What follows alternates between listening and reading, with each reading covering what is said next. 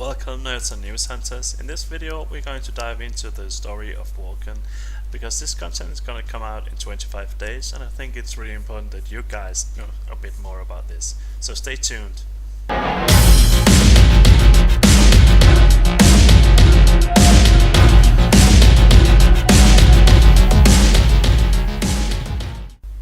So let's get right into it, guys. So first off, we have an introduction to Wolcen's story. I mean, the team of behind Wolcen have shared a few details with us so that we have a better understanding about what the main character and the companions that the main character has, what that is all about, and this is what we're going to talk about in this video. And also, they have been sharing a few details about the world itself, what it's about and what kind of elements that are in the world and why. So let's get right into it, guys. First off, we're going to talk about the world. Wolcen is a world of magic with some technology hints, with Interax at the heart of each practice. Energy crystals are fueled with Interax energy to power pistols and engines in some part of the world, while others rely on a more religious, mystical, or even scholarly approach of these artifacts. So this world is like a religious, mystical world with all these engines and pistols to it's almost like the world has been engineered in some mystical way, right? And I really like this. This is not something that is seen that often, I think, in games. So this sounds really cool and I can't wait to see more of this. So let's continue a bit here. Yet magic is rather uncommon and often associated with witchcraft. The knowledge of the occult is even more rare.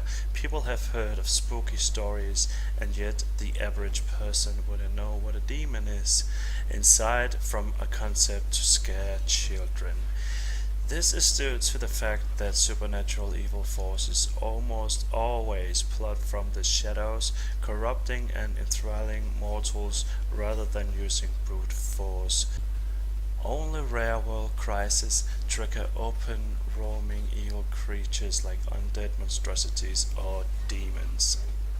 So this sounds like it's a mystical world with the demons and all the monsters are hiding and lurking behind everything, right? So I think that this must be before everything goes to shit, goes to hell, that the demons are hiding and something is gonna awaken all of these and start to take over the world of Wolcen. Or should I say, even the world of Stormfall, but that's the city that we are in at the moment. So let's go ahead and talk a little bit about the main characters at the moment here. So in Wolcen Lords of Mayhem, you, Valeria and Edric are the three only survivors of the slaughter of Castergath. Rescued by Grand Inquisitor Heimlock, you were drafted into the Republic's army of the Purifiers at a very young age to be trained in the military academy and become perfect soldiers. You also had the chance to benefit from Heimlock's occasional advice and training. This special treatment led you and your childhood friends to be named the Children of Heimlock. So just to sum up, we are found with Valeria and Edric as survivors of a slaughter of the city Castergath. We were rescued by the Grand Inquisitor Heimlock and we are now named as Children of Heimlock. He's been training us and giving us advice to become soldiers. So this is our mentor, and let's read a bit further here and see what happens next.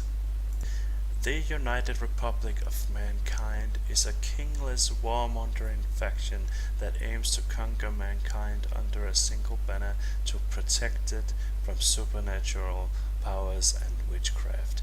They are at war with all their neighbors, pushing the frontiers back as much as they can. You, along with Edric and Valeria, grew in the nation and were exposed to a very strong propaganda against the use of magic. Kings and worship of individuals, whether it's politicians or rulers. You were also raised in the idea that your nation is the most advanced society and that being part of the army is bringing salvation for all of mankind. So actually, we are under this nation, and we were exposed to all this propaganda, right? So we actually against the use of magic and against witchcraft and the supernatural, right? So we are in this kind of nation and we are going to protect everyone else. So I kind of like this take to the story. It sounds really cool, and I can't wait to see what really is going to happen with all this nation and what's going to happen with the United Republic of Mankind when we start up the story. So let's talk a little bit more about this Grand Inquisitor Heimlock. Grand Inquisitor Gerald Heimlock is one of the most respected figures of the United Republic of Mankind. He leads the army into the Purifiers against the supernatural threats. Like Valeria and Edric, you see him as a father figure and you have utmost respect for him. Although your trio is called the Children of Heimlock, he's never taught you anything else but survival and strength through merciless trainings, and the most valuable feeling he could express to you is pride, which he doesn't share much to push you even harder. Heimlock's story is notorious in the United Republic of Mankind. He is one of the many men left behind during the military debacle and that was the Battle of Carrion Keep. Among the mud marshes nearby, the enemy kingdom of Warg, the Purifier's army has known its most significant defeat, but he made his fame by resurfacing alone several months later in the Republic's Senate with the heads of two enemy leaders as an offering. Historians quickly praised his bravery and revoked the Battle of Carrion Keep as a victory for the United Republic of Mankind. Heimlock was then promoted as an inquisitor.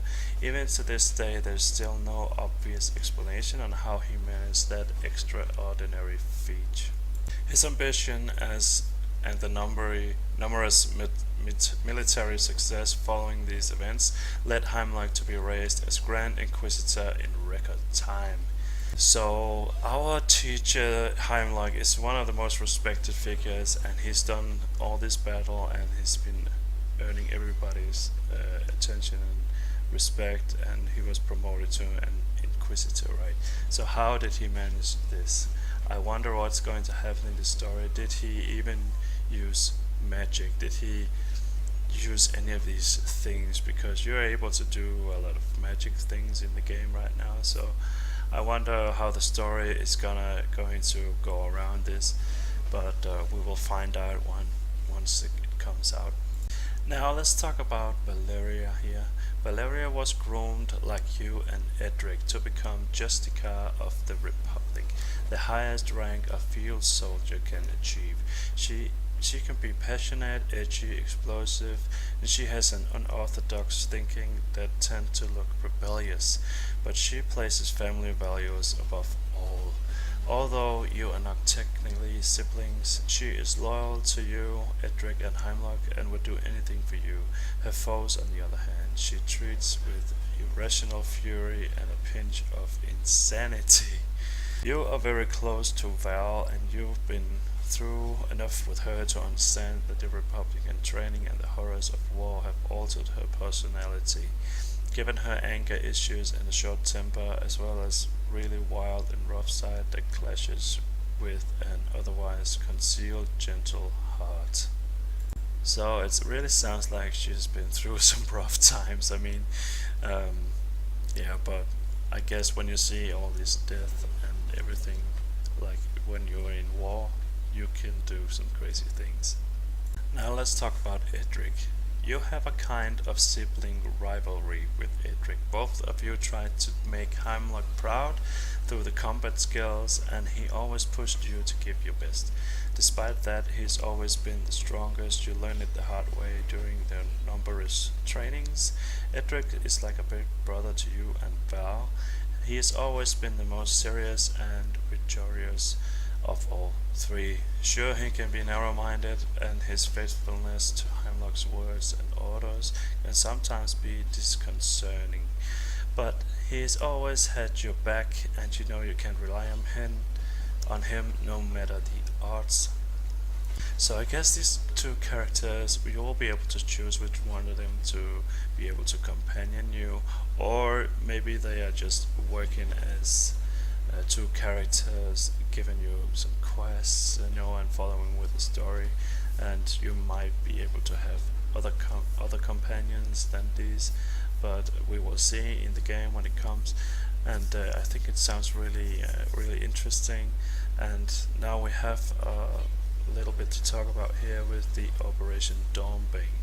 The Brotherhood of Dawn has recently infiltrated the Crimson Keep, a mysterious Republican fortress lost among the northern deserts known as the Red Wastes.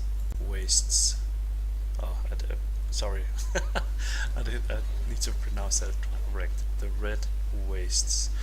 While the purpose of the attack was unclear, the Republican Senate voted a retaliation act against all known locations of the Brotherhood. Led by Grand Inquisitor Heimlock himself, troops are soon deployed on the coast of Rex near the city-state of Stormfall to terminate a camp of brothers. You are with your two childhood friends part of Operation Dawnbane under the supervision of Justica Malis. And right now I think this Crimson Keep and Stormfall this is where the beta right now is happening, right? We are in Stormfall. We have already taken this place with our two companions here, and yeah, I'm really it's really gonna be fun to start this story up when it comes out in 25 days in the next patch. So I think maybe that when we start up, we will start up with these two brothers, and we will fight our way into taking Stormfall. I think there's something like this that's going to play out in the first act, and maybe after we have taken Stormfall, we will take some other places around here and do some tactical stuff and get some quests for that. And well, this is what I think. So I think it's very interesting.